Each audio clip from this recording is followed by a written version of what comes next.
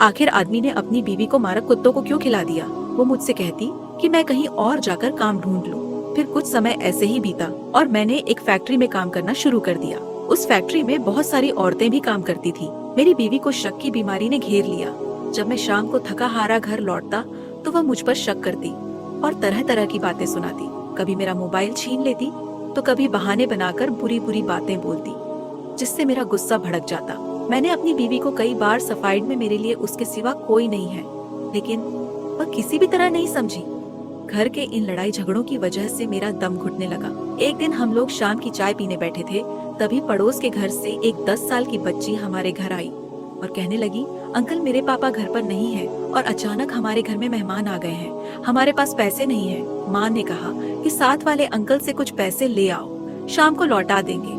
मेरी जेब में कुछ पैसे थे तो मैंने उस मासूम बच्ची को पैसे दे दिए। बच्ची खुश होकर कहने लगी, अंकल आप बहुत अच्छे हैं।